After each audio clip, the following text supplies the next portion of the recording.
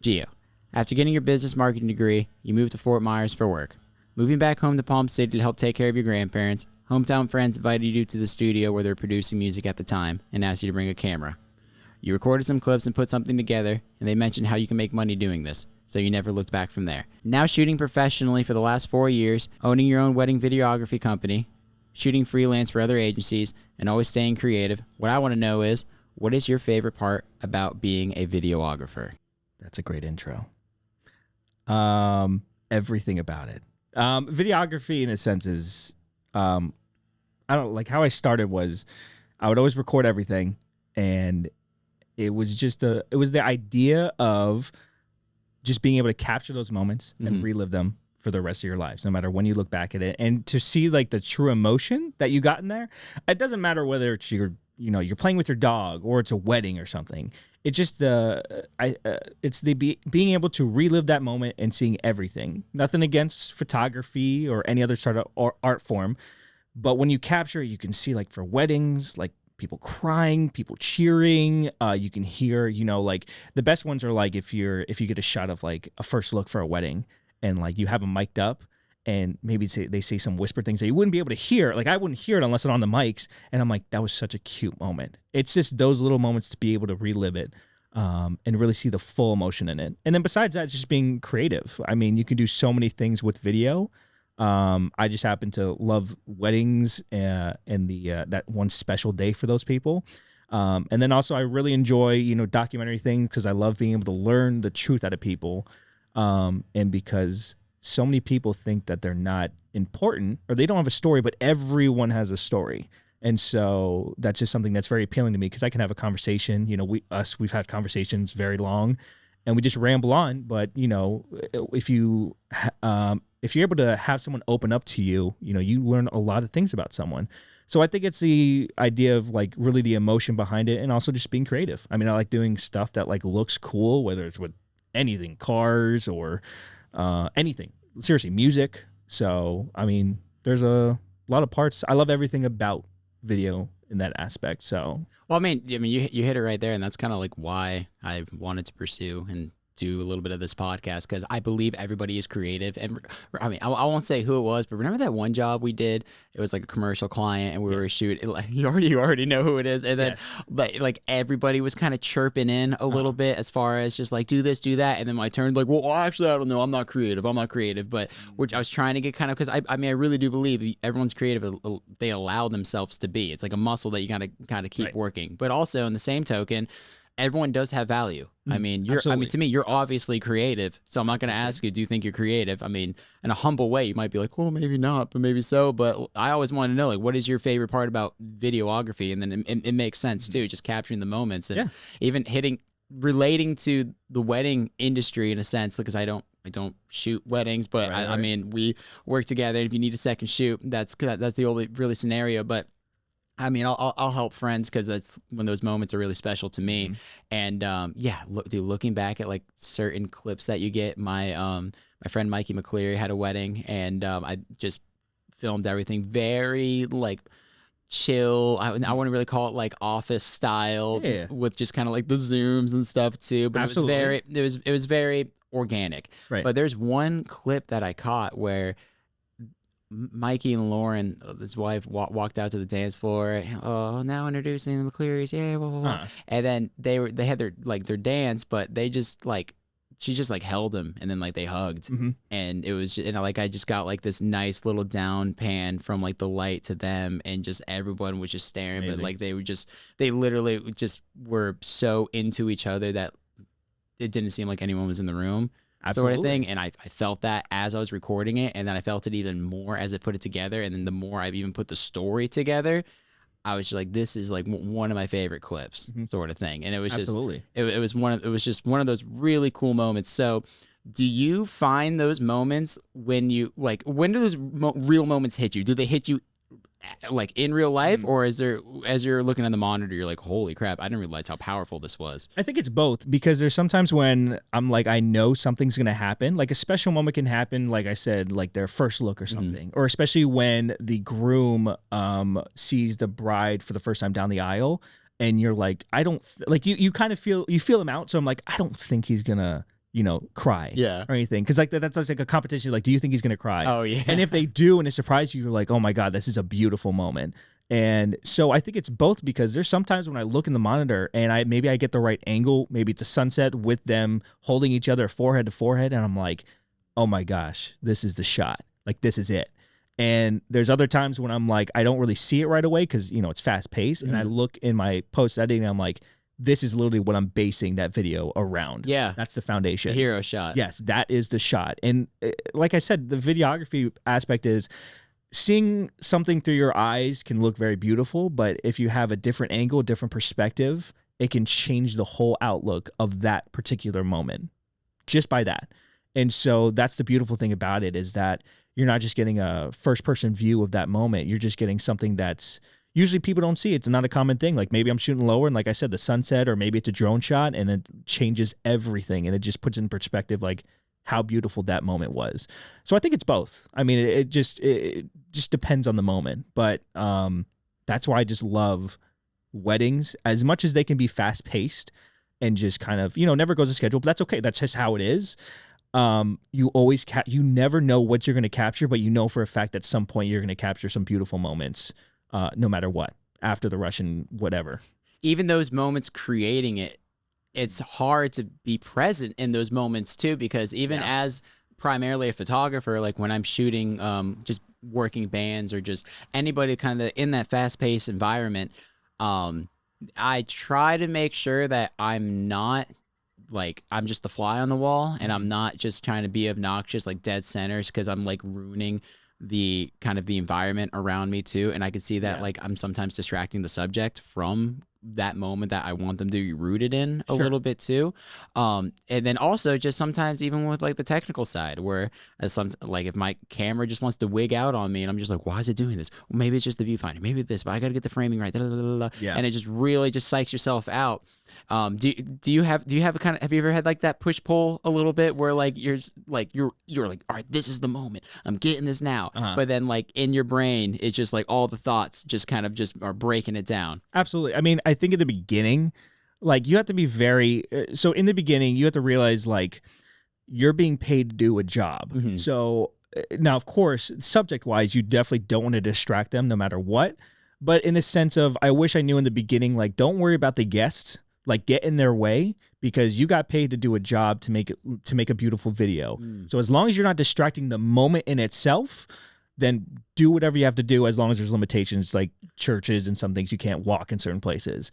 But I think in some scenarios, yes, in the beginning, I was just like, I was very hesitant to do certain things. Like, I would be like, oh, I don't want to stand here because I'm going to be blocking this guy's view, or I can't walk down the aisle because I'm going to make such a distraction. But I'm like, those are the best shots, like to get those angles and those shots that you just have to go and do. You just have to be like, I'm here for a job. I'm getting the shot. I'm doing it professionally. I'm going to tiptoe and ninja walk wherever I have to, but wherever I have to go, I want to get those shots. So in the beginning, yes, there's some limitations, but now I've learned to open up and just be like, I'm going to go wherever I need to go to get the shot, as long as it's, limitations, and I'm not crossing the line of like some people. I've seen videos where like photographers, they like go all the way around, but like not quietly, like you can tell like they're just forcefully getting in that shot. And I'm just like, maybe it's too much, maybe not. But for me, as long as I can get the shot and make it look beautiful, that's all that matters, really. I'm smiling because that's something I kind of even like needed to hear for a little bit too. And when we worked that one wedding together, and there'll be moments like, just get right there, and I'm just like, I'm in front of all these people sort of thing. I don't, but it's like just the professionalism and being respectful too, that just goes like the whole way. Yeah. And these are things that you kind of learn just through the process of doing. You have to. Yeah. Like, you can't just learn it through a video. You have to do it, and have to be. Especially that, yeah. 100%. You have to be, like anyone says, like the best thing to do is having experience. So like the best thing you can do is actually just shoot the weddings, be in those scenarios where it feels awkward, and you're like, I probably shouldn't be standing here, but I'm like getting a really good shot. Like, you just have to be in those moments to realize like, no, this is a perfect shot. I'm going to get in their way if I have to get this shot, because it's going to fit the story. So you're really just building out and, filling out those pages for that story with video. So whatever you have to do, like I said, with limitations, but I mean, you really just have to be in the moment to learn, what shots and where you should be standing. because in the beginning, like I said, I felt like I was in the way of everyone. And I'm like, I look back and I'm just like, I didn't get the shots that I really wanted. Yeah. And so you just learn from it. But, yeah. Did you have those kind of feelings when you were in the studio, when you moved back home with your friends? Like, oh, I don't really want to be in the way? Or were you just kind of like, oh, my friends invited me, I'm bringing a camera, we're just having fun? That one's easier because that one was just, they literally in a studio, like, sure, if you don't know them, but at the time when I first started there, I knew them. It was in my buddy's room. Shout out to Rock and Ryan Loria. Like, those guys, like I said, I shot something for them. They were producing music in their room. And I met Ryan at Gilbert's, right? That one day when Corey was going back to I believe New York. so. He came, I think he sat like right there next, he raps. Yes, right? Yes. Oh, dude, he's dope. He's an artist. Yeah. Yeah. He's fantastic, dude. Lifelong friend. And so he told me, he's like, dude, he was the one specifically that, dude, just come shoot something. And at the time, I wasn't doing videography. Did you have a camera though? I had a point and shoot. Nice. So what was it? It was a Sony. I don't even know what it was. I had a phase when I was like wanting to vlog. Yeah. So dude. I was in North Carolina visiting a buddy of mine, and I just bought a point and shoot. And so, not the best thing, but I mean, it worked. And so I put something together, and he was like, dude, this is great. This is dope. You know, you can make money doing this. And I'm like, that's weird. There's no way I can make money making videos. Sure enough, you definitely can. And so ever since then, my grandma helped me, get my first camera, and haven't looked back since. But going back to that situation, it's a lot easier when you're with friends. Like, I was just up, whatever shots I could get, I was up in there. The problem was I just didn't know what shots to get or what angles. I was just pointing and being like, this kind of looks cool. But the environment was encouraging, right? Yeah, They're not absolutely. just It makes it so much who's easier. this dude with the camera? That's No, not at all. Not at all. Yeah, it was just two great buddies of mine that I felt way more comfortable doing it. But of course, like in a recording studio, same thing. There's limitations, but like you have to get in there. But I mean, besides that, like, I had no limitations whatsoever, and it makes it so much easier. So you're just shooting everything, not really thinking of anything, just kind of having fun. But looking back, you're like, those establishing shots that are important. Yeah, absolutely. And then I look back and I'm just like, oh my gosh, if I could shoot this again, it'd be way different. Do you have that video? I do. Oh, dude, nice. I'm pretty sure it's on my Instagram page. Hell yeah. Was that your first kind of thing? I mean, okay, no, before because you shot like vlogs and stuff too, just kind of for fun. But that was, But do you consider that was kind of like your first moment shooting something? Yeah, because I think at that moment after I showed them the edit, I was editing it I think I was using iMovie at that time because I didn't have anything. Hell yeah. So I just put something together. I like the process too of editing. I know a lot of people, they don't like photo editing or video editing. Like, I love just watching it grow and to progress into. It's time consuming, but that's when I think Casey Neistat really like touches on it the best. That's where the edit, like that's where the whole story, it really comes to life. Absolutely, because you could change anything, any two clips, and change the story up completely. So as much as it's repetitive, I love being able to, and like I said, the end product is amazing to see. Like, this is where it started, and now this is what I had, the final product. It's amazing. And so it's just such a, after I showed them the edit, I was just like, dang, this could turn into something. And I'm like, I had the foundation, I had the support, because their support really pushed me, because I didn't know what I wanted to do. I just had, a degree in marketing only because it was just broad. It was general. I'm like, I could use that for something. Mm-hmm. And technically, in a sense, I am obviously using that to my advantage now in business. But I didn't know what to do. And so at the time when I was just taking care of my grandparents, the video thing started. I'm just like, dang, I love this. And then drones came out. I'm like, I'm going to do something with drones. And I love drone flying. And so it just blossomed into this, what it is now. And, I don't regret anything I did because I absolutely love what I do. So how did you get into the drone stuff? I mean, did that just kind of intrigue your interest? Like, drones, that's cool. I'm interested in that. And then you just went for it? Anything technology-wise, I was like, this is sick. Yeah, so we love gear. 100%. I'll never trade it. Sell. If I have something, I'll keep it. And if I see something new, I'm going to want it. And so when I first saw DJI bring out their new Mavic Pro, I was like, I have to have this. And then, of course, all the business ideas, I'm like, I could shoot real estate, I could do weddings, buildings, contract, all this stuff. And so, once again, shout out to my grandma. She got me a drone, and I just got kind of attached to it there. And it's just a new style of videography, a new perspective. Right. That was the coolest thing, because no one had a look at a bird's eye view unless you were in a helicopter with a camera. So to be able to just do it from your front lawn or do it anywhere was insane at that time.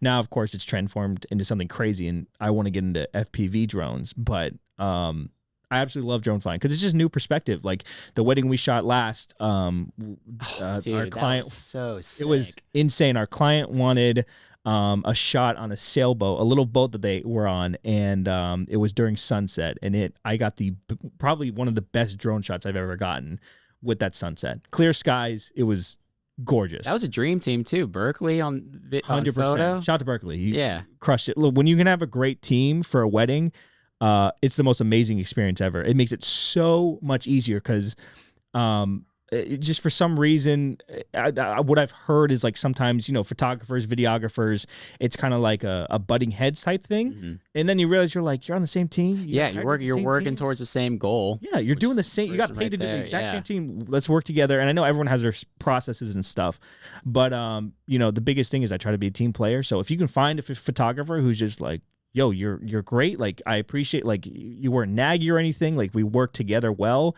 I knew where you're at all times. I didn't have to, like, turn my head or, like, I had to tell you to get out of the way. It makes the process so easy because weddings in itself, like I mentioned, it can be all over the place. Yeah. That's okay. It's normal.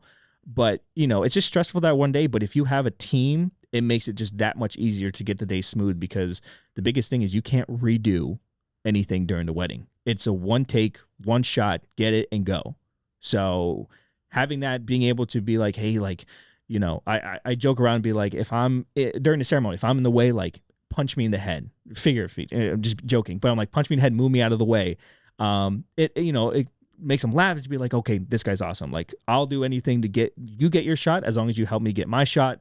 We're on the same team. We're doing good. Even the DJs too, like, cause I have to record audio and all that stuff. So that turned out to be a fantastic because everyone on that, the planner, the photographer, DJ, everyone was on board, had the same mindset. So it was Well, I feel like the fact day. that you do have a music background, whether you think you do or don't, you do. Yeah. High school choir. The high school choir, but also you're a music lover. And I feel like Yes. that's like one of the most important things that you just embody yourself in all things music, like to be around music. I do feel like that kind of really has like helped you in an advantage of like just being able to make a video flow a certain way to music. Because I can kind of tell when non-musicians or people who don't really have an understanding of like how live music or like a music setting goes when they try to capture certain moments in that sense. Sure, absolutely, 100%. I mean, well, because as long as you get the idea of like, because music is another thing, like you'll learn like music, video, lighting, audio, they're all separate and they all are a huge part of making that story something.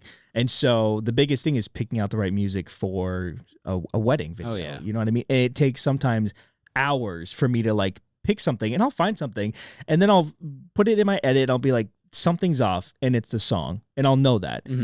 Because you have to get the right flow, the feeling of whatever that wedding is. And because you have to, the thing that I was thinking about is that you do so many weddings, you have to make it kind of distinguish itself separately from all the other weddings. You don't just want to keep doing the same exact thing. So changing it up a little bit with the audio and the music, making sure that the clips go kind of to the beat if that's what it feels like, or the slow-mo, romantic, whatever the feeling is.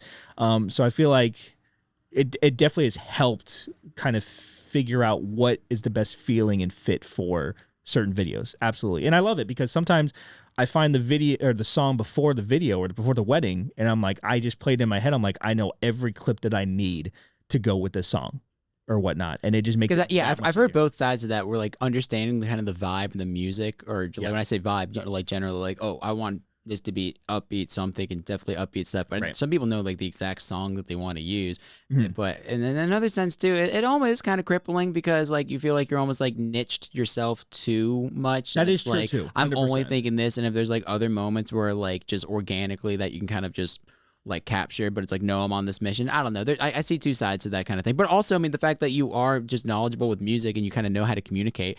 Some people wouldn't really know to go to the DJ booth and be like, hey, do you have a XLR to quarter inch? Like some videographers wouldn't really know 100% what that means, sort of thing too. Absolutely. Well, because like I learned it all from YouTube. So there's some things where, the biggest thing for audio is have a backup to your backup. So like if for the ceremony, I like miking up the officiant and the groom. If I can do the bride, respectfully so, because that could be the bride will hear that and be like, that's kind of weird. Like I have a way of doing it where it's not weird. Yeah. And so besides that, gosh forbid, in case something happens, I have a Sony recorder and a sleeve that I just put on the mic if they do use a mic for the wedding. So, and yeah, it's funny seeing like some DJs and they're like, I'm like, hey, can I plug into your booth? And they assume I don't know. And I instantly say like, you want XLR quarter, what works best? And they're like, their eyes open. They're like, oh, you know, audio. Okay, this should be easy. XLR or quarter, whatever. Because they're doing their job. They're thinking one direction, which is forward, and for them to kind of just stop and just have to dump down everything as they're getting set up and stuff too. I mean, exactly what you said. Everything's kind of a part of the team. And even going back to you talking about how you can't really redo a shot. It's a wedding. Like if you miss that first kiss, you miss that first kiss. But remember the last client we had with the sailboat? Why we went on the sailboat? Oh yes. No, I 100%. But I mean, it all depends. But no, I was saying like it's learning how to adjust in those situations. I mean, to kind of like just long story short, the sailboat was supposed to be kind of like something for the vows. Yes, but forgot. Completely. We were in the moment. That's the thing. We were getting good shots. Yeah, that's the thing. Completely in the moment, really enjoying it. It was such a vibe itself. Yeah. I'm so stoked to kind of see like what you come up with it. And then afterwards, it was like, oh, the vows. And then right on the whim, it's like, no, we can recreate. We can create a different moment, do this and do that. And it was something kind of, I think that worked out way better. I think it worked out way better because, so on the sailboat, it was very small, but they had like a charcuterie board or like some food, at least for them to like eat. So I think it would have ruined the moment to be like, hey, drop everything what we're doing. Let's stop what we're doing and just do the vows because we had limited amount of time. Mm-hmm. And so I almost think it was better to do it at the end of the day when they were, they had some drinks. They really let everything settle in because at the moment they still had the reception to think about, all this stuff. So I think it turned out really great because in the end, we still got the vows, but we still got the emotion in it. And they were by themselves. There was no one else there. And like I said, things don't work out as planned always in weddings, ever. And I know that. And luckily, we just remembered to do the vows because I remember it was literally at the end of the night, we're just like, we got to do the vows. And so luckily we got it in. But I mean, if a moment is there, just don't ruin it. There's always a time to do something else. Usually, because it just depends. But it was that wedding was fantastic. I mean, having a sailboat and everything was just right. The day was great. Yeah, I feel like it snowballed into like the right direction, if that makes sense. I mean, just like I feel like everything just kind of slowly built off each other and was just getting better and better and better with just like the weather, the way the sunset, the lighting, everyone's personality and mood, because that really goes such a far way of just being at weddings and some people just being just like stressed out. You can kind of tell, but they're projecting and they're just kind of being absolutely douchebag or just no bridezilla, but I mean sometimes it happens. But like this wedding particularly, everyone was just so chill, so nice and so chill, and it was really kind of enjoyable. Oh, it was great, and honestly, everyone was just watching the World Cup going on, which was even 10 times better. Exactly. That's even better. And luckily, like I knew the bride, so it makes it that much easier. Mm-hmm. So shout out to Kaylee and Dylan, congratulations. But I mean, that was it makes it easier because I get a lot of recommendations from like friends because obviously people get married. So that's kind of what I was gonna ask. So kind of come from the studio, just filming stuff with friends, and how did you go and then really getting interested in technology? So when drones kind of came out, then I know that you are a licensed drone guy, which is very important too, to be kind of professional and then also commercial. Got that. But how did you kind of project yourself into like the wedding industry? But also I know that you're freelance, so like with the documentary stuff and like the storytelling, and just whatever you want. So how did that kind of present itself? And so when I started shooting, I would just do whatever I could get my hands on. At the time, I was doing a lot of photo and video, just to broaden, just to get any sort of income because I was, it was my own business. And so eventually I realized I enjoy doing videos a lot more. And in the beginning, I think the first one, if I'm not mistaken, I shot was actually a photo, but I was second shooting for my buddy Christian for a wedding. And super nervous, but I got the shot. I got some great shots in, and it was just strictly photo. And then I realized like I like the idea of like being involved in the wedding, like, you know, especially it makes it easier being a second shooter because you don't have that much responsibility. Oh, For just I getting love the it, shot. dude. Like you're not in, like if Jake shoots for me, I tell him like I get more stressed because I have to worry about talking to people, setting everything up, and you can just shoot. You get great shots. Don't get me wrong, but it just makes Now it I easier do. when you can like second shoot. And so that first wedding I shot, it was fun. I mean, just being able to be a part of. First of all, I haven't really been a part of that many weddings at that time, and so seeing the moment happen, getting those shots, and like showing them, and the client being like ecstatic about like this is exactly what I was looking for. I'm like, this is fun. This is great. And so I think I shot a couple things secondhand again, photos, and I realized I really like doing video. I did my first wedding video and it came out beautiful. Like I would change some things still, but like I just like the idea of capturing those moments. And so I kind of just slowly got into it. A lot of it had to do with word of mouth with like friend. I think the first wedding I shot video wise was a buddy of mine I played sports with. His older sibling was getting married. So they're like, hey, we know Geo. I know he does camera work. Do you want to do this? And it just happened like that. Yeah, it just and happened. they just kind of took a chance on you. They're like, hey, like, did you tell them like I've never really done a wedding before? Or I think I'm pretty sure I did, which is the right thing to do. But I think I showed them the work at least, and they showed that like I do professional work. Yeah. You know, I care about what I capture, and so but it definitely, from thinking my first wedding till now, there's definitely obviously progression from like all the shots and everything. But you're able to look back at your first wedding and be proud of it. That's, 100%. That's so dope. 100%. Yeah, I look at it, I'm just like, this is dope. Like I didn't do a crappy job, even though it was my first one. I tried my best. And so I just realized like weddings were such a, it's still creative as much as it's like the same thing. It's weddings. Weddings are different. Like it could be whether it's an elopement, whether it's, you know, the setting, because I've shot weddings where it's in like the mountains, and the crazy one was like my buddy Josh and Corinne were doing a wedding in Tennessee, Pigeon Forge, and it was on top of a hill, and it was amazing. I got drone shots. The leaves were all different colors. It was stunning, insane. I could see it. And so, I'm closing my eyes. Close it some more. I can just the breeze, and it was cold. Oh my goodness, it was fantastic. I feel the cold. Dude, it was amazing. The colors, the orange, the red, the yellows. Wait, close my eyes again. Yep, orange. Oh, I see it. Reds. Oh, drones. there's a drone. Happy couple. Oh, there they are. Amazing. It was fantastic. It was just terrifying driving up there because it was like a one lane. Different than Florida flat. So if someone was going up, or someone was coming down at the same time, you had to go backwards to let them down. They couldn't do the opposite. Oh, it was one way? Yes, it was a one way up this little to get to that venue spot. Because it was in the mountains. Yeah. Terrifying.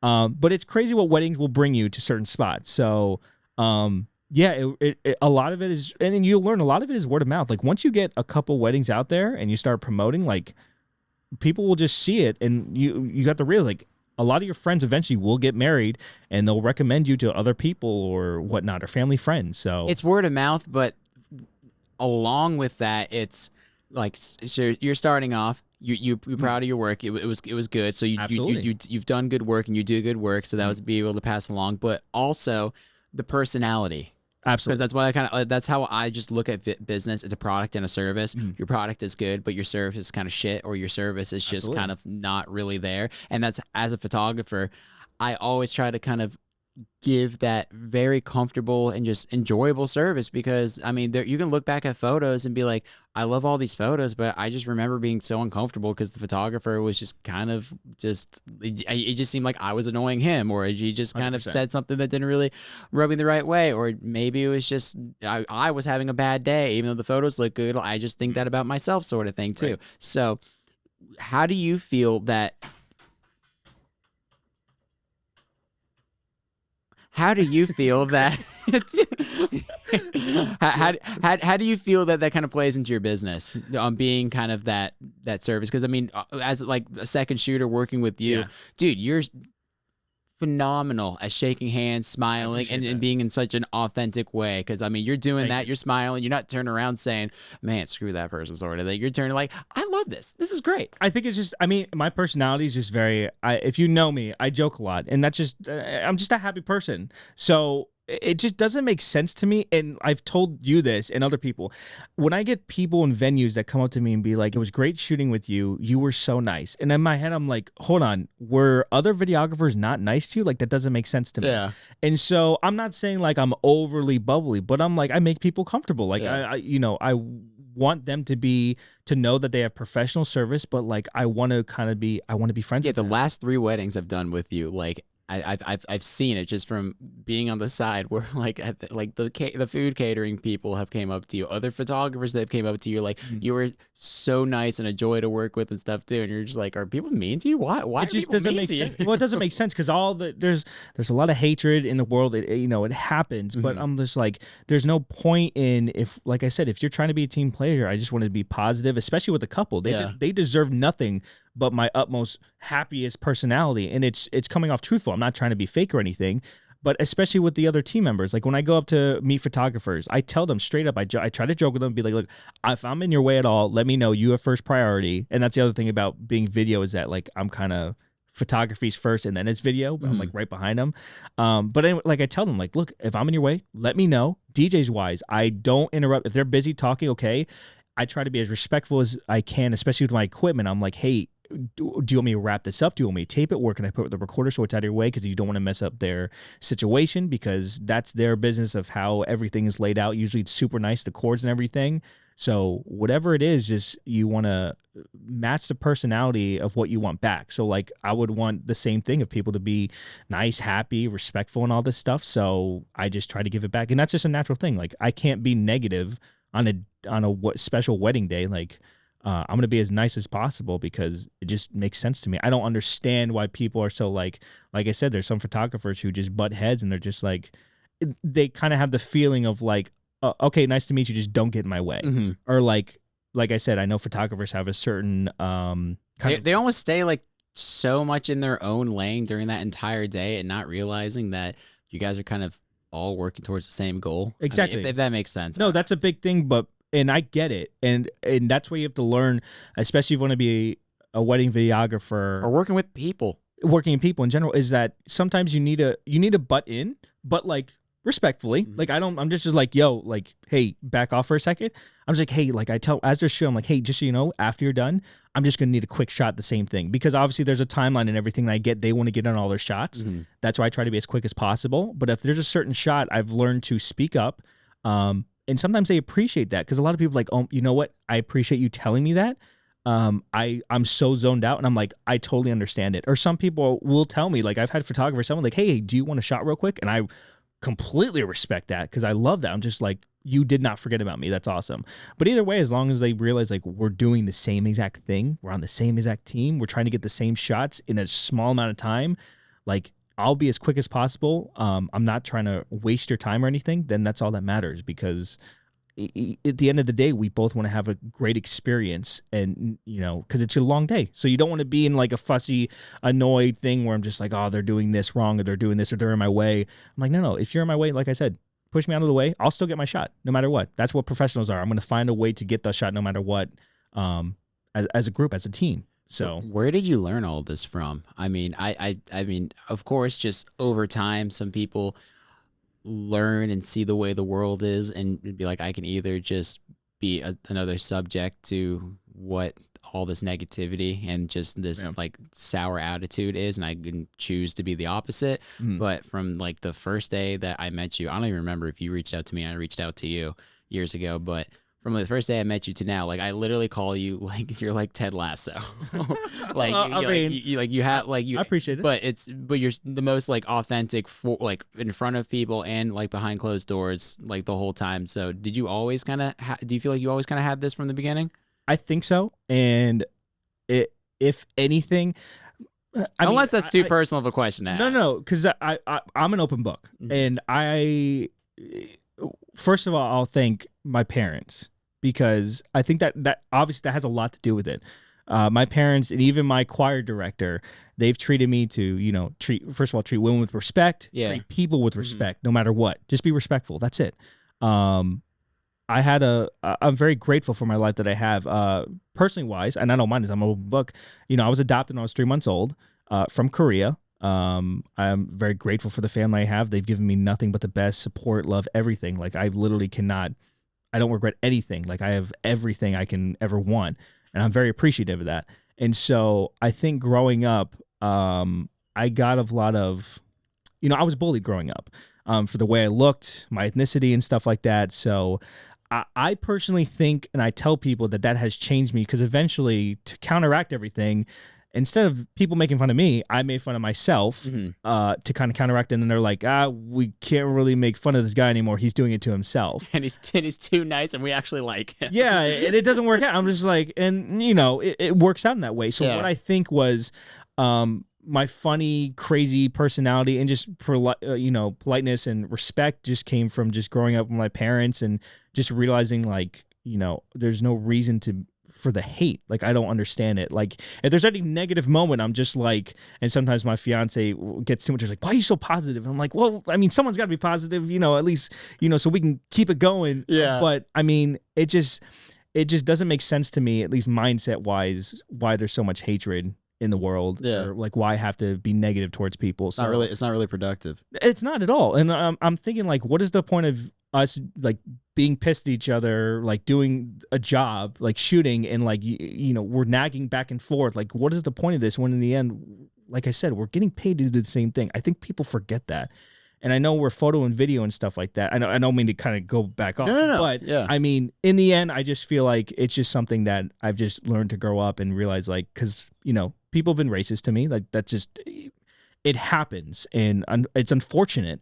And I wish it could all go away, but in the end, I've learned to kind of counteract that. And I think because of that, I've learned to just appreciate and, respect people. And I've learned that if I do that, I get it back.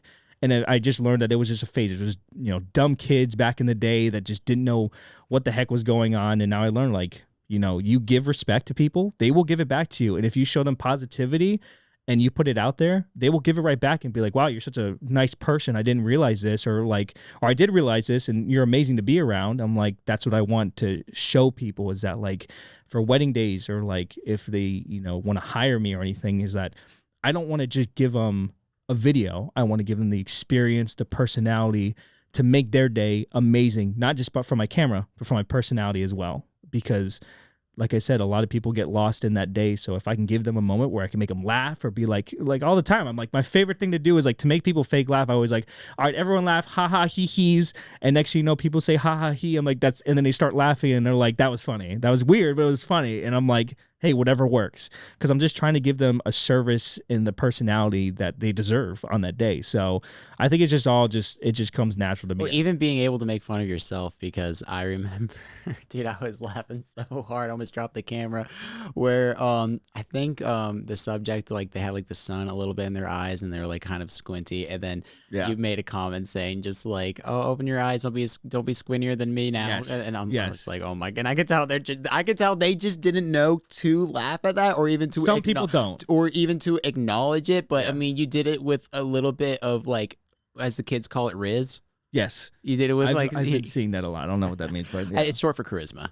Oh, of course, I do that, dude. I'm freaking. Dude, you got it, bro. You're young. Pull that up, my assistant. TikTok, man. Yeah. No, I my wife told me, she's like, that's what I mean. That makes more sense. I don't know words. Shout out, 100%. Shout out to the wifey. Yeah, but I mean, 100. That's the other thing too. It's like I've learned to not go too crazy on, because I've learned growing up that like if I start making fun of myself, especially ethnicity wise, it gives people a door to open up to kind of do the same, because they think like, okay, he makes fun of himself, so I can make fun of them. This is just the truth though, and my buddy really made me realize this, is I just have to be careful, because I've learned like some people get too comfortable and they're like, oh, we can say this, and next thing you know, I'm just like, you kind of went over the bar just a little bit. But there's some things, like I said, if it's something as easy as that, or something funny that's gonna get a laugh, like, and I'm saying it, like, I don't mind it. It's totally fine. Like,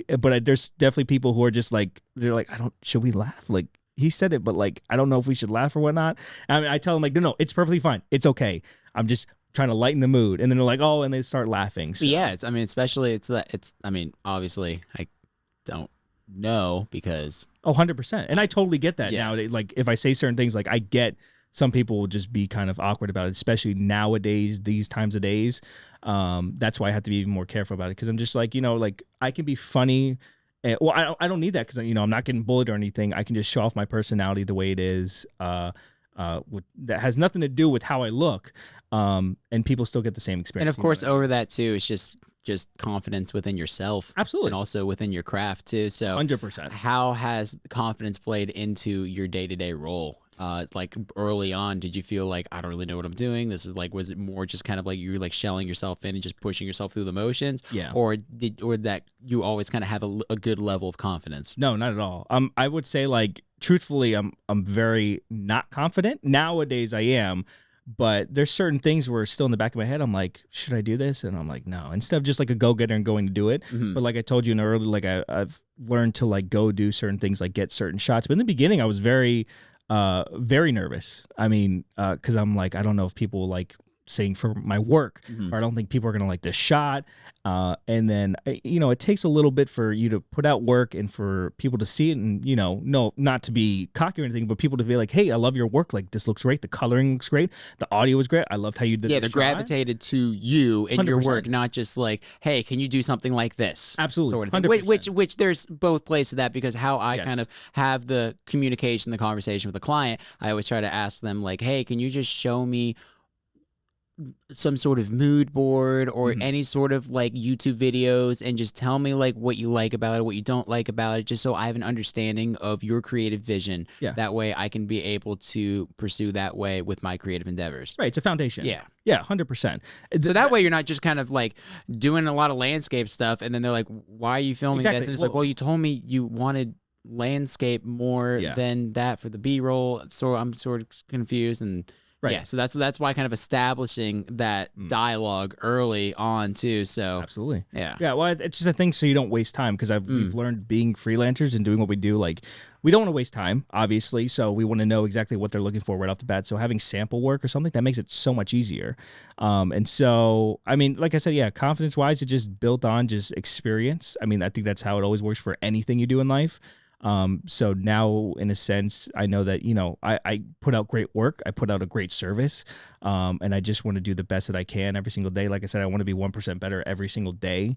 And so that's just, I forgot what book that's from. 1% better every day. Yeah, you would know what The Bible. it might be, honestly. It might have said, I forgot what it was. Anyways, great book. I just forgot what it was. But anyways, it's a good mindset to do something to be 1% better every single day. And so just staying confident and, being confident in my craft is such a huge thing, because it's evolving. I mean, because even from what you're telling me, how you every day you're either researching gear or researching like certain videos, like, hey, look how they got this shot, or even like explaining to me, like, hey, I noticed some of the shots you did it this way, but what if you did it this way? Because you can kind of see the difference. Because this will be able to kind of be established and tell the story a little bit better. So you're not only like educating me, but also you're just kind of really just doing your own due diligence and research of just how to make things better. Always. So even with that too, because how's Da Vinci been treating you? Because you moved over to that Da like Vinci's the fantastic. last like 4 months. Probably something like that. Yeah. Yeah. I was in startup Final Cut, or startup iMovie Final Cut. Went to Premiere because everyone's using Premiere, and then Premiere, freaking dude, it crashed on me. crashed like so- the Titanic. And so then eventually DaVinci came out with some editing software, because DaVinci was just used for color grading. And so it was great. You have the best two things in one: editing, color grading. And so it's been fantastic. I love it. There's so much versatility with it. I know I'm not saying there's nothing wrong with any editing software. It just works for my flow, and I just like the layout. And so it works for everything that I've been doing. And so I definitely wouldn't look back from it. But I think the biggest thing is, like, I'm always researching no matter what. I think that's so important, especially being in the media field or just like the creative field too, because it's Right. just, I mean, even the stuff with AI that's going on too. Oh, 100%. It's just, you have to be on top of it. I mean, there's a couple of people that I know that are really into SEO marketing. Mhm. And one person I know, she tells me like every morning with her cup of coffee, she spends 1 hour. She's been really religious about doing it and just researching new things, new articles, writing things down, and seeing how she can implement it into her day to day. Absolutely. I mean, for me, it's like I'll watch that. Like, it's weird because I won't do certain things because I'm like, or like I in the beginning I would like I can't sleep. There's one video that I probably have to watch. I'm gonna miss. I have to watch it, and so I'm always researching on whether it's gear or whether it's anything. It's editing services or stuff like that, drones, because so many people are getting into video and photo and just camera in general that it's evolving like crazy. And if you kind of lack in it just for like a month, you're gonna be so far behind.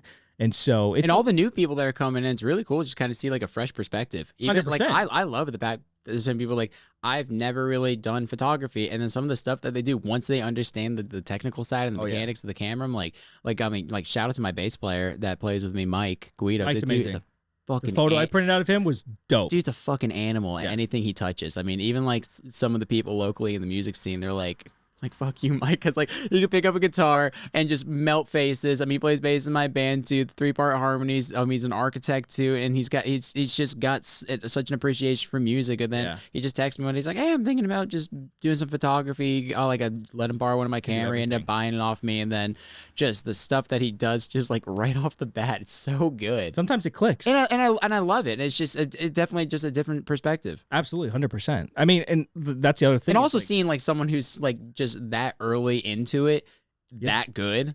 Absolutely. What are they going to be here? 100%. I mean, sometimes it just clicks with people. So like one of my great friends, Cara Dravis, who's in California, she used to be I'm trying to think. She worked in the medical field. I don't know. I forgot exactly what it was, but she wasn't liking what she was doing. And I told her like, just try photography. And now she's one of the greatest photographers I've seen in weddings and portraits and all that stuff, and she loves it, and she's killing it by herself. And it only took her, I think this is maybe her 1.5 or 2 years or something like that. Has it really been that short of a time? Oh my gosh. Yeah, it's insane. And so just mentioning that, like sometimes it just clicks with people, and it's crazy what you can do if you're like, hey, take a camera, do a little bit of research, go out and see what you can do. And it's crazy what people can come up with. Well, she's really good with the building blocks all around it because she's really learned how to brand herself too. Oh, 100%. 100%. TikToks, Reels, queen of that, 100%. And literally, I mean, so proud of her for doing it in such a short amount of time. But like, it's crazy because a lot of people fail in their businesses that quick. And so to be able to change it and completely do something completely different. She was in the medical field, now doing photography. Insane. It's nuts. And so, I mean, all of my buddies that I've like shot for videos and stuff that are still doing it, like the wedding I did in Pigeon Forge, the couple Josh and Corinne, amazing team of photographers, and they're killing it in Ocala. Insane. My buddy Chris, Chad, everyone, you're killing it. That I was telling Jake earlier. Oh no, he was killing it. I will admit, I'll keep it short, but I'm saying Jake, my guy, killing it right now. That's all I'm saying. I'm proud of you. That's all I'm saying. Yeah, okay, you can take it or leave it, but I'm just saying. Not talking about me. I'm gonna.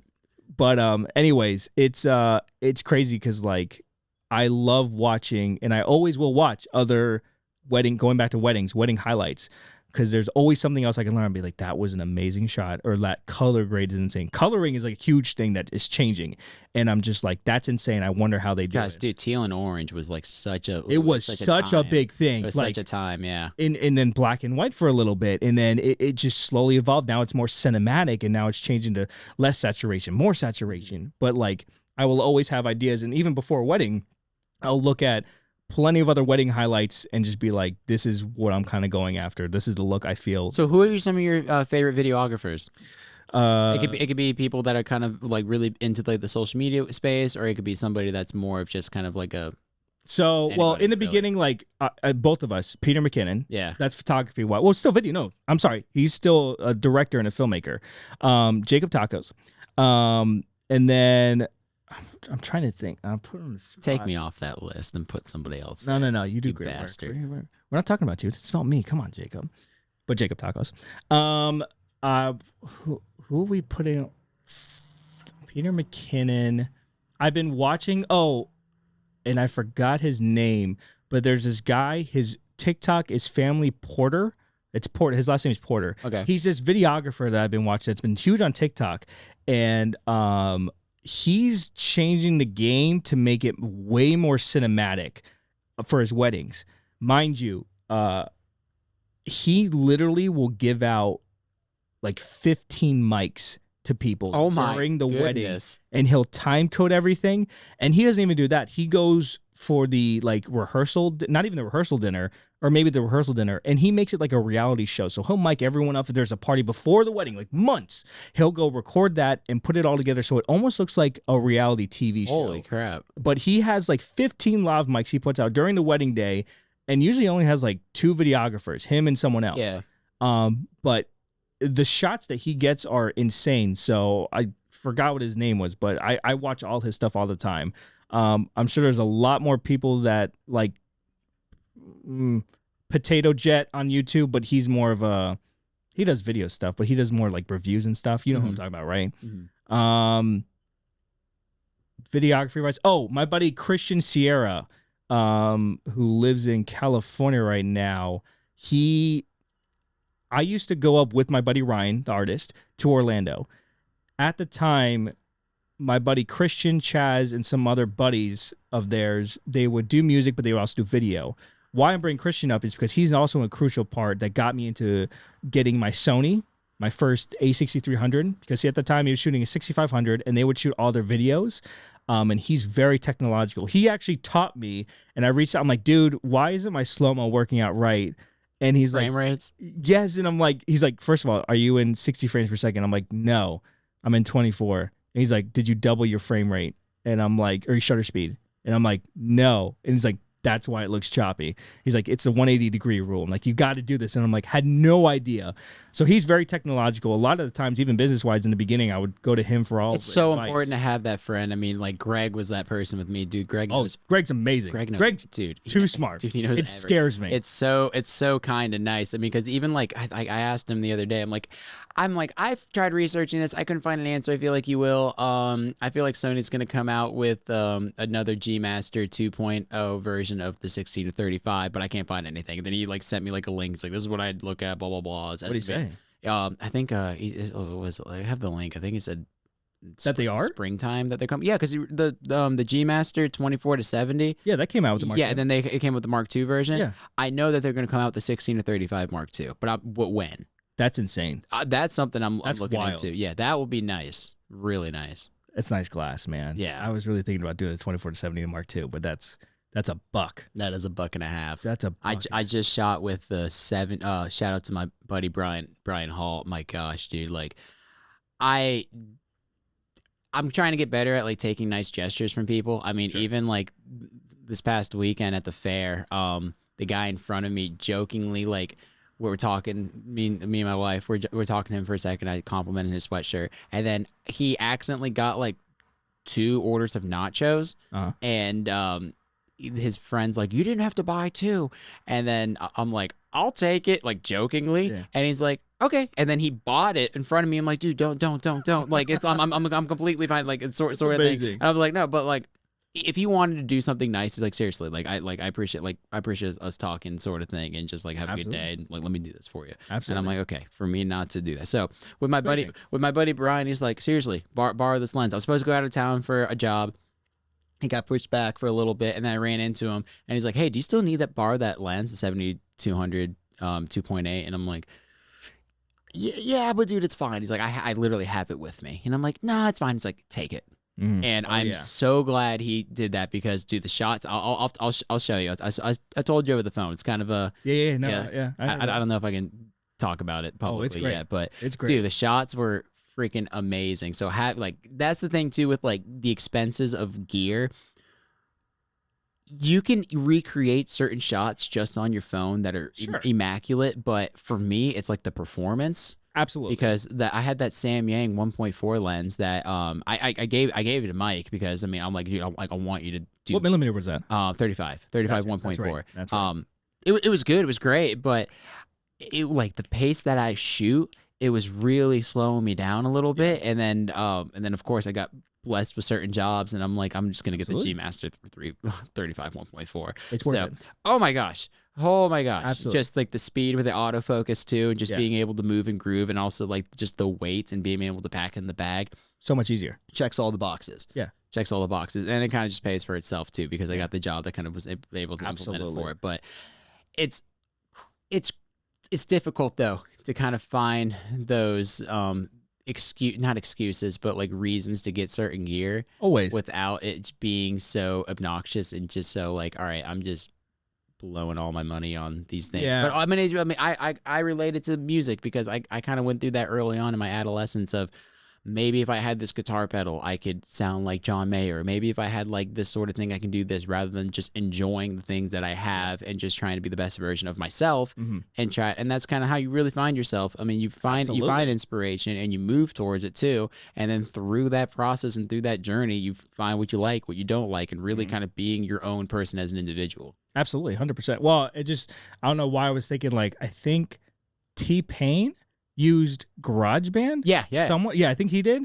And so, which is a free Love program T-Pain. on the Mac. So just thinking about that, I mean, I guess it depends, but yeah, a lot of things I'm just like, I need this or I need that. And I'm like, I sit back and I'm like, I just want it. I don't need it. I can make something. Yeah, having that lust too, and I've kind of figured it. Like at least with me, giving that myself a little bit of a window and just really seeing like, is this like a want, a need, or desire? 100%. And understanding of like if I'm in like some weird honeymoon phase, if I just got really influenced by like somebody online or like something that I shot, and then like a few weeks later, I'm like, thank God I didn't just like buy that off of a whim. I just didn't even need it, or that one job I thought I was going to need it for, I did the same result with something else. Absolutely, 100%. Well, I mean, you learned, I think, and you taught me this too, is like, just rent something if you want to try it out. Like, I think people forget, like, you can rent plenty of camera gear and stuff like that. A lot of people, especially my mindset, is like, oh, I could just put that money towards, buying it, even though it's like a very small fraction. But I mean, some things, I get it. Like, some big purchases, they do make a difference. I will admit, like, I ordered. New year, new gear. Let's hear it, because I know we talked about it for a little bit in the past. Yeah, I had to buy some things last minute, especially before the new year, and so I got a new FX3. So technically, for cinema camera, I know some people will be like, it's on the edge of that. I'm gonna call it a cinema camera. That's what it says on it. I shot a wedding with it, and it was the dynamic range. Oh, you already shot a wedding with it? I shot one small wedding for it, and the dynamic range was insane. Wait, when did you do that? You've been out of town. No, I got back it was 2 days 2 days after I got back. Oh, it was that quick. And so the dynamic range was insane. And then to help out with that, I got an Easy Rig, which is, if you ever see like someone wearing a backpack and it has that thing over the bar and a string and it's holding the camera, I will tell you that is a game changer for a wedding, because it takes all the weight and it can just literally hang there, and it puts all the weight in your hips and whatnot. People just stare at you like, look at that person over there. They stare at me, but everyone that stared and walked past, they're like, dude, that's so cool. And like some guy in the reception was like, dude, can I wear your backpack? And I'm like, yeah, you can even swing from it, dude. Do whatever you want. And so people like eye you, but then they're like, obviously they see the camera, they're like, that must be expensive gear. And first of all, they're right. And the other thing, they're just like, I look way more professional with this on. You know what I mean? Yeah. And so that was a huge thing. Definitely pricey, but definitely, obviously, once I use it, I'm just like, this is worth it. But it's also like, if you bought those things so early in your career, you wouldn't really know the value that it has into your day to day. I mean, it's the same thing of like being like a 16-year-old kid. I remember having like my first car was like a 2001 Ford Sport Track Explorer with like a cassette tape that like the wire came out. I could plug my shitty iPod Touch into it to play music, because I didn't even have like an iPhone. Oh yeah. And then just being in the area that we live in, some people were blessed in other ways and just had different opportunity and had very, very nice expensive cars at the early age. But I bet sitting back and looking at it, as an adult, you give like a 16-year-old kid like a brand new Mercedes, he's not going to really know the value of that car. Absolutely not. I mean, besides the dollar value, but also just like what is currently there. Yeah. Tell a story real quick, because I'm going to turn off the AC unit. Well, this is sponsored by. Actually, we have no sponsor, but guys, that guy, Jakob Takos, amazing guy. Shout out to him, his band, Jakob Takos and the Connection. And nothing negative. Anyways, back in the day, it was a great day, and I wasn't talking about Jacob at all while he left. Do some impressions. No, we can't do impressions right now, but I will. I do this because I drive for one of my jobs. I like drive a lot, so I talk to myself. It's pretty sad, but I can do George Bush. I don't know if it's that good, but here it is. Sir Jacob George W. Bush here. I don't know why I have to squint even more, but can I get a visor? And you have to say, do you mean an advisor? And I'll be like, no, a visor, because the sun's in my eyes, I can't say. This is George W. Bush. Jacob, how have you been? I'm going to switch it over to Christopher Walken. Hi, how you doing? It's me. It's crazy. I have a fever. And the only prescription... It's more cowbell? It's more cowbell. It's very good. Good job, Jacob. What's that from? SNL. Dang, you're too good. With Will Ferrell. That was funny. And Blue Oyster Cult. Yes. Did you know that part? No, not at all. Blue Oyster Cult, Don't Fear the Reaper. I feel like I saw, because that came on, that was on like TikTok recently, like that clip. Yeah, just And like... I think that mentioned it. And I'm like, I had no idea. It's crazy how like some of like these old things just resurface in just certain ways. Like my niece like started quoting Jimmy Neutron of like Carl Weasley. Yeah, That's like a thing now. yeah. Dude, I know. And then It's like funny. my wife's like, this show ended when she was born. That's insane. That's And absolutely now insane. that's and now something it's we coming grew back. up on, dude. It's Well, I find it, we feel so much older when I'm like playing a song or I'm like a like, TV "Oh." show, Yeah. like Rocket Power, and people were like, what the heck is Rocket Power? Or like Hey Arnold. You remember Hey Arnold? Oh, you football And head? people are just like, what? I'm just like, oh man. What was your favorite show back in the day?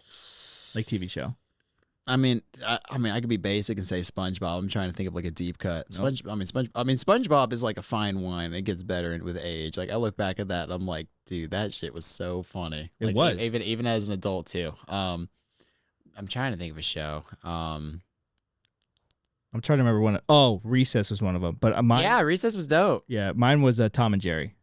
Tom and Jerry's good. Tom and Jerry. Classic. Don't know why. Loved it. Shoot, man, I'm blanking. I mean, like even thinking of like something like Nick at Night, like the George Lopez show was fun. Oh my gosh, dude, I forgot all about that. George Lopez was good. Full House, those nice Full House was fantastic. humble moments. Yeah, but Full House was great, not the new house. Oh Like, god, the no, new- yeah, the new yeah, Fuller yeah, House. yeah, Fuller no, House. yeah, no, Fuller House. No offense, but like the classic. not really. No, yeah, because yeah, they have. I forget how many seasons they have. It's on Netflix. That's just kind of crazy. And then even that 70s show is that 90s show now, which like you see that? No, didn't even. Yeah, they get a whole new reboot, which I give credit because they have a lot of like the original cast, but like I think it's framed as Eric. I could be completely wrong. I think Eric's grandkids are staying with the grandparents. Oh, and that's how and they then yeah, make they're it going relevant. yeah, and then the Okay. sort of thing. I mean, I could see it. I get it. It's great, but that's like Maybe like a limited series, kind of like how Queen's of Gambit was just like that's the series, that's the thing. I don't mind that. Yeah, but I don't know what they're planning on doing. It's Yeah. I always look at that. I'm like, please don't just destroy something. Yeah. That was something so good. But but besides that, I just love the fact that Netflix has that like opportunity for just like original shows and stuff too. That's Or what I've been just, like, watching only lately too. Just dude, Netflix stuff, especially the Queen's Gambit. I like because I like the idea of having that short form. It was only like 8 episodes. Yeah. Like I would love to direct and film something like that. Just 8 episodes of something. And also that was such a great scene, like that in it. Dude, yeah, some of the shots when she's like tripping out with the it's with the fantastic. medicine, she's like Yeah, just looking, looking at right the up the ceiling, just ceiling. playing chess.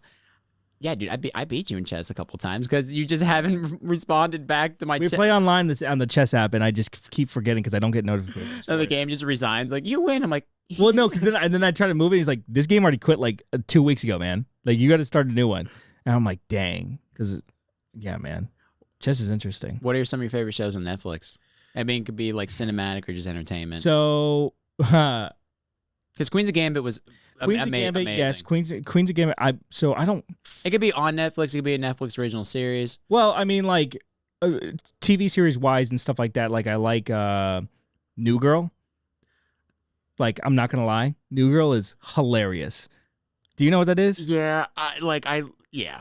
You don't like it? Dude, it was just funny because like 2 days ago, like Tia, like I was just trying to get into Does it. Tia like it? Yeah, she likes it, but Okay. I'm like, when does this get funny? Oh man, dude. I mean, it's here and there. It's here and Yeah. there. But I enjoy it. So that I'm trying to think of like any specific ones that I really watched, like because I know there was one that I watched and I'm like, this whole scenario, because I watch movies different now because I'm a video. Oh my gosh, videographer. yeah. So like, and sometimes my fiance like is annoyed because I'm like I point out certain things, but like there's certain shots and I'm just Like like the continuity for certain yeah, stuff too. like certain things I'm just like, hey, this guy wasn't wearing a coat. Look at this, rewind. And so, but yeah, I'm like watching, like I have to watch it twice. Like I have to watch it for like everything that's going on. The second time I can watch it normal, like how it is.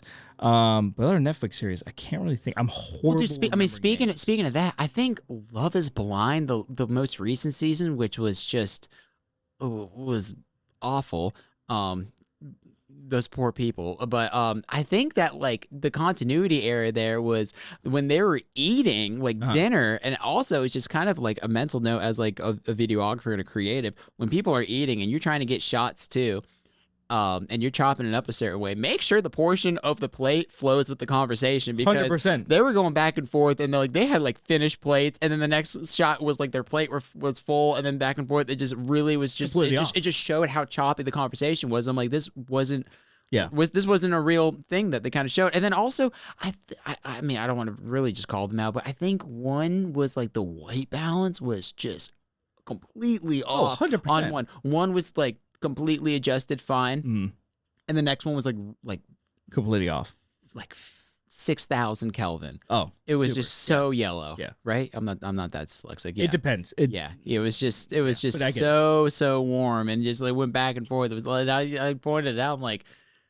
something's up. I'm like, oh, do you see this? She's like, yeah. Why does that look just not? There's always something. Yeah. Like for the biggest thing that went on was Game of Thrones. Yeah, with the Starbucks right? thing, which is amazing. Oh God, it's so hilarious. And all the stuff like that. It's like, was that a little bit intentional? Maybe it could have been. It's like an Easter egg kind of thing. Was that a little bit? Finally pointed out, and then they got clout from it. Starbucks, like, here's a little bit of money, and then you just like accidentally put that in there. 100%. Part of me thinks probably. I mean, I don't want to just people talk about it. I don't want to deep dive into that, but yeah, I mean, but I mean, even like other Netflix shows. I mean, like Ozark, I like was obsessed with. I mean, just like I love like really dark, moody, like color tones, cinematic too. Even some of the shots where like with the lake house and Marty is just inside the kitchen, you see his head through the window, and the camera's like far outside, and then you can just kind of. It really tells the story differently. I mean, I don't want to. I mean, if you haven't seen Ozark, honestly, don't watch it because they did them dirty at the season finale.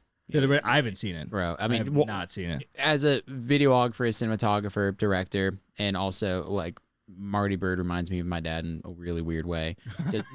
Just, mainly financially, like just we're just good with numbers, but not all the other stuff. But man, it just. The way they ended that show. Did you ever watch like shows and then you just see like the last episodes? Like, did they just say like, let's wrap this up and like that person's dead, that person doesn't really have an ending, and that person has some like it just didn't. Yeah, they speed it up just to get it over with. Yeah, I kind of felt like it was that, but cinematically, dude, the shots were phenomenal, and the color grade. I mean, they got a lot of not a backlash, but I saw a lot of stuff saying like it was visually too dark. Interesting. And people like were like, well, I wish it was a little bit brighter, but like it just fit that. Well, the one, what was the show that, Peaky Blinders? No. What was the movie with the alien that was a cloud and not Keenan and Peele? Cloudy with the Chance of Meatballs? No, that's funny. I love that one though. No, it was the one where they shot it mostly during the day, but it looks at night. It's the comedian. Oh yeah, and Logan Paul like gave a really big review on it and saying he just didn't like it. It was like it wasn't Get Out. It was what I'm talking about. It was that. It was like it was not Get Out. It was not that one. It was this. Maybe I don't know. It was a part of like his thriller. Yes, Movies. you're right. Yes, it was. Yeah. So I can't think of the name. So that, anyways, the movie that he shot, I forgot the director's name. I can't believe the comedian Jordan Peele. Yes. Yeah. Yes. Okay.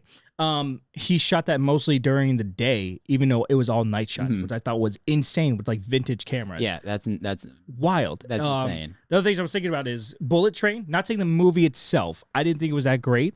Coloring wise, I thought it was dope. The color in that and everything was sick. And then the other one that always stands out to me is I like one takes. I know both of us, we love a good one take. The intro to what was Leonardo DiCaprio's, that one where he was like in the woods. Oh yeah. It's called not Lone Wolf, but I know what you're talking about. That one, well, that first was intro, that was nuts. like Yeah. 25 minutes long, or Yeah. it seemed like it. Yeah. A giant one take. I think it was 25 minutes. It was something like that. It was Yeah. insane. So like that in itself is incredible. Have you seen The Bear? I think it's on Hulu. And I think his real name's Jeremy, the actor, but he plays Lip on Shameless. Oh yeah. Okay, I know what you're He's talking in a show called The Bear, and one episode, it took me. Tia was the one that pointed it out to me. He's like, "This is a one take," because it was just done so well. And I mean, if you haven't seen it, I highly recommend it. In my opinion, it was a little bit of a slow pace, but at the end of the series, you immediately wanted the second series, like Right. the second season. That's how good it was. It like everything had to make sense, and you have to see it in order for it to be understood a certain way. Sometimes I get impatient with shows and I watch it. I'm like, what's going on 100%. here? And I'm like, oh, that happened. Okay. But yeah, he's a like Michelin star chef, like white tablecloth places, and he goes back to I think Chicago and works at like an old family sort of just not fast food, but like diner style thing too, and like really kind of reforms, changes it up. But like he shows like just the service industry, just like the kitchen and stuff too, and then the whole, interesting. Dude, it's the way it was shot. It was really, like anything foodie-wise. really cool. Yeah, it really intrigued me, just like how to tell a story with food from like the beginning in the chef's head to the end into the consumer's mouth. That's really awesome. Really cool. But like one episode was all one take. They put the camera like through like the to-go window sometimes. They're going all around, and they had like an accident. Like they scripted something where like someone walked back and accidentally walked into a knife. Oh wow. Too, just because kitchen shit. But it was like it was so fast paced, and also like the intensity of the kitchen. Like the tickets coming in, the camera just going, and all the actors were just so on top of it. It was really cool. Yeah. There was another one I was just thinking about when you were talking about that was Chris Hemsworth was in this movie, this action-packed Netflix. And I believe during the gun shooting scene, there was one part where he had to get this kid from a building, go down, get into a car. The car part, apparently what I heard is because he gets into the back seat or gets in the driver's seat, and you're like, how did it just transfer from the road to the car so seamless? There must have been like a cut, but it was just seamless. Apparently what I heard wasn't cut, and that someone was dressed up as the seat cover, like the back seat. So when he went in, you just saw a seat, but the guy would give him the camera, then the guy would come out and grab the camera, and then next thing you know, they'd be in the car. That's what I heard. That's apparently, dope. which would be insane, which is nothing crazy. Like they could definitely do that. But after not even thinking about that, I was like, that's insane. And it went on for like 15 minutes. Well, that's the part of like seeing it in your head, thinking how to get the shot, but also being like very creative and realistic how to even approach it. So it's really like kind of trial by error, but also just like with experience. So with that being said, where are you now with your career? With like you have like I know you do freelance for some agencies. Right. I know you work with Nothing Negative too. That's right. And we've got to do a pretty extensive project which was supposed to be released in October, but now it's kind of snowballed into like this new year. Yes. But what do you got in the pipeline? What's So with everything going on, I mean, I really want to focus more on like wedding stuff, like wedding videography. I just think it's just something that can turn into something big, and just because I enjoy it, I like the ideas of being part of that special day. And as much as it seems like it could be like the same thing back to back, it's still very creative because you can make a different narrative, different story, and everything from different weddings. Because, like I said, they could be based out of anywhere, you know what I mean? So definitely want to focus a lot more with weddings. Still have, honestly, I would love to do anything that has to do with documentary stuff. I just feel like that's such to be able to find the truth of anything is just an interesting thing. Like when I watch videos, like I love watching documentaries, even though I can't name any right off the top of my head. I watch a lot of filmmakers on YouTube who are doing documentaries, and it's just interesting seeing the process from day one to the ending, and they follow this like group for a couple months or a year, and it's all tied together with this. And especially with some of the athletes that are doing documentaries, you find out like I had no idea this was going on. Oh, dude, the Michael Jordan documentary was insane. That was amazing. Insane. Like it was, exactly. I loved like the press stuff, and then like the camera just follows him back, and it's like that stuff you've never seen before. Absolutely not. It's just those small moments too. Yeah. And like I said, everyone thinks that they're not important enough. because they're not famous, and that's not the case. Everyone has a story, and just like the guy, I know there's a photographer in New York that I think just goes up and he's like, just tell me a story. That's all he says to anyone. And they just go off and ramble, and they can tell them the most interesting thing possible. So I'd love to get my hands more into doing that and more cinematic things, because like I just like being creative and being able to have the moment to control certain situations and put things together visually wise, have the plan in there and execute it. And at the same time, I like doing the opposite, which is weddings, which is just on the cuff, just get those special moments and turn it into a story for that couple. So yeah, that's really what I'm focused on for this year. It's going to be big. Every year the next is going to be bigger and bigger, and super excited. If someone watched this from start to finish, or didn't even watch this and just skipped right to the end, what is one thing that you hope someone can take away from this coming from you? I would say to really, and be honest. So number one thing is like, don't lie. Be a positive person. Just be a positive person. Like there's so like that's a big thing I feel like everyone's going to be talking about. It's true. Like just be positive yourself. If you want something to happen, put it out to the world. Like say it out loud.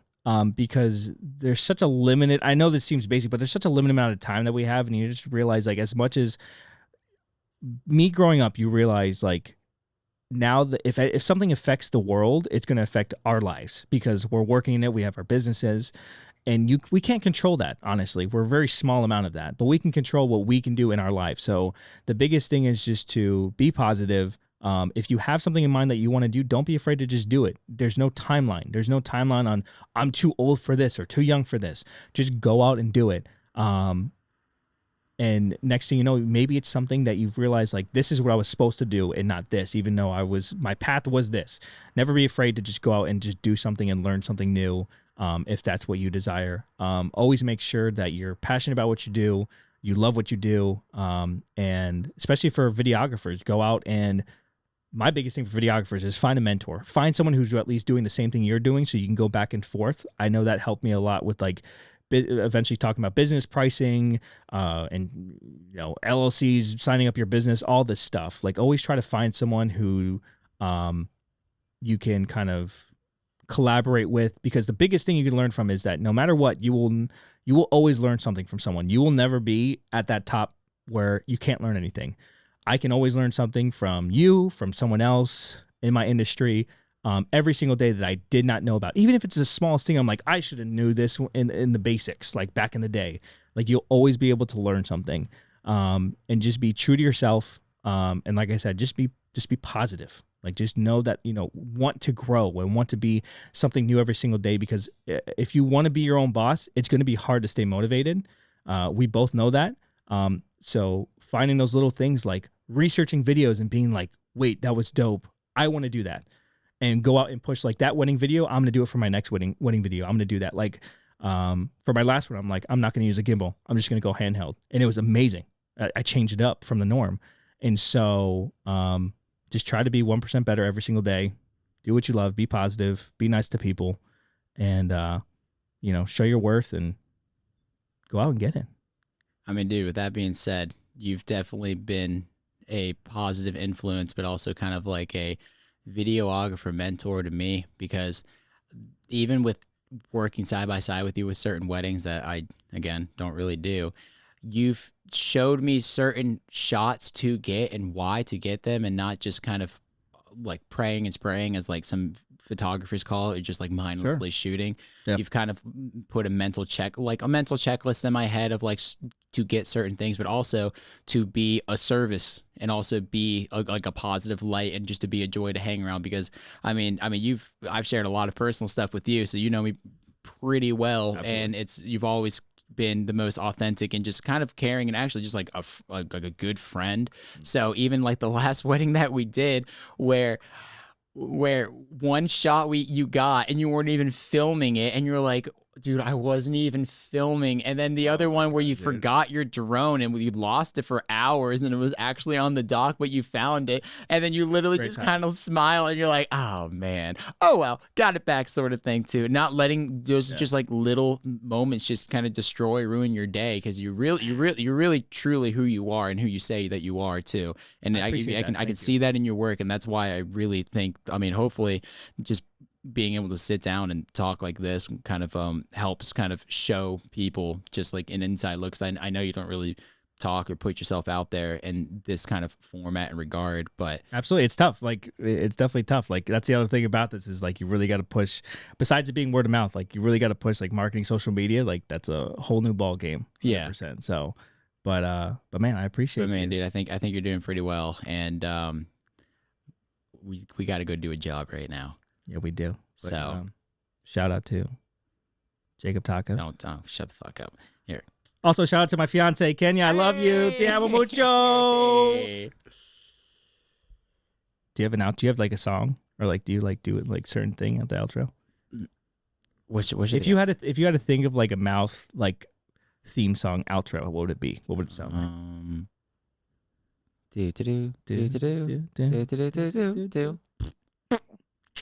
Done. Easy. Why do I feel like Easy the like a parsing Sunday. is like something you do? Oh, that was good, man.